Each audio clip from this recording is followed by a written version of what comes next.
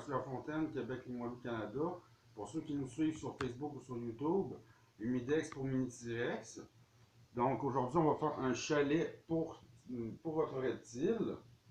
En bref, je vous résume un peu le résumé du matériel que ça a pris. C'est une conception suite au climatiseur numéro 1, le climatiseur numéro 2 et le climatiseur numéro 3 qui est un thermopompe. On a décidé de faire un climatiseur chalet, de style chalet pour reptiles. Donc ici, on a un bac rempli de terre humide. On a mis des grilles d'aération drillées pour que le reptile puisse avoir de l'air. Ça peut servir comme bac de transport ou comme chalet quand il y a besoin de vacances. Donc, on peut le mettre sur la galerie aisément. Ici, on a son plat de nourriture et son plat d'eau qui est un plat ordinaire. Les Tupperware font bien la job.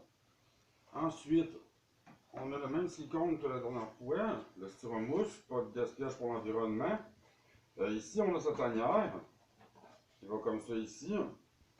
Ensuite, on met le plat comme ça ici. On va y revenir un peu plus tard.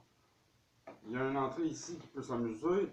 Par la suite, on fait un climatiseur de la même façon que la dernière fois avec, à l'intérieur, bien sûr, on va avoir un ice pack. Donc, je vous explique le principe et il y a le couvert ici.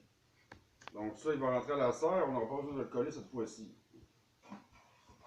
Donc, on va commencer par le module lui-même.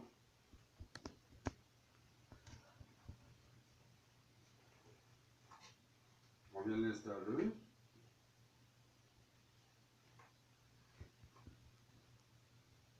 Par la suite, on vient mettre de l'eau et des insectes. Le mien aime beaucoup des sauterelles de grosse taille. C'est Charlie, son nom, c'est un Norvégien de 3 ans et demi. Et on met de l'eau potable, même s'il y a plusieurs eau potable, non. Donc, on continue. On vient mettre le plat de nourriture et d'eau ici en dessous. Comme ça ici. On va simuler ici notre eau et notre nourriture par la suite la canne ici.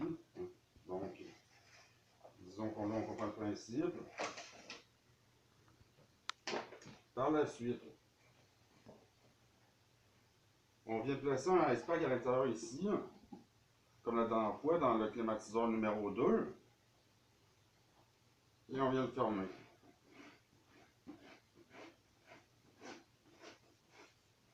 Par la suite, on vient le mettre à la serre ici, sur son module numéro 4.